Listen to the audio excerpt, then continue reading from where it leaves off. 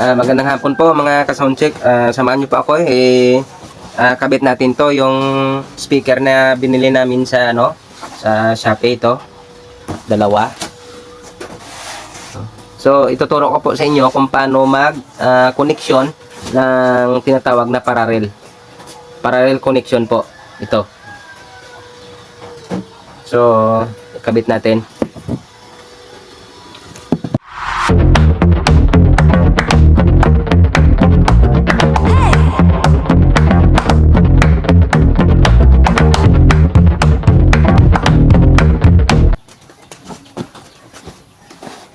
So tayo dito, mag-connection tayo. Kung nakalagay tayo dito sa kabila ng positive, dito rin sa kabila positive din. Kaya hindi magbaliktad yung polarity natin. Kasi pag baliktad yung polarity ng speaker natin, hindi po maganda yung tunog ng ating box. So ikabit natin.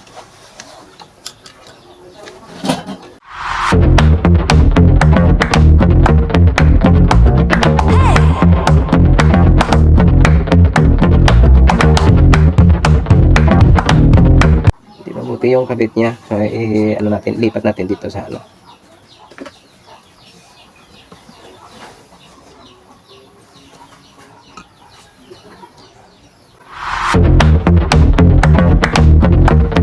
So, ayan na po. Nakabit natin yung isang speaker. So, ito sa positive. So, dito din sa kabila, ikabit din natin sa sa positive din.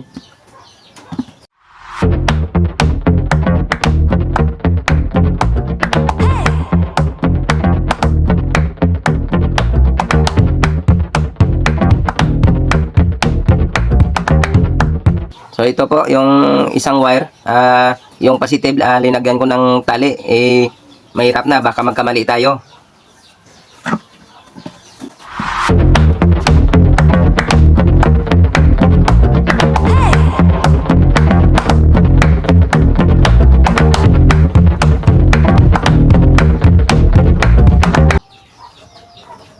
So ito na po yung yun lang po yung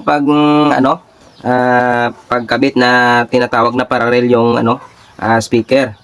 Iba naman yung yung pagkabit ng series connection.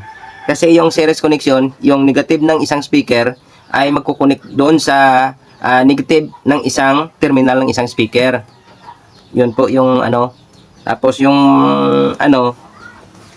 yung parallel ay positive lang yung at saka negative. So yun lang po yung natin, paki-abang na lang, sound check natin to. Mas malaki muna.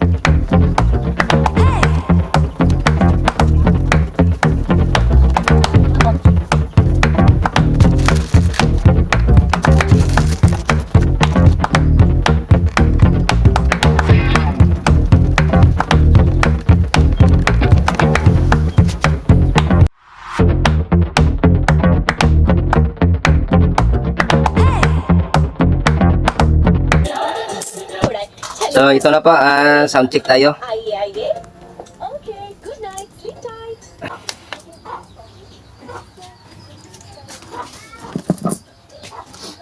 So connect tayo sa Bluetooth. Back pa nila. Hindi na dahil niya. Share na ka rin.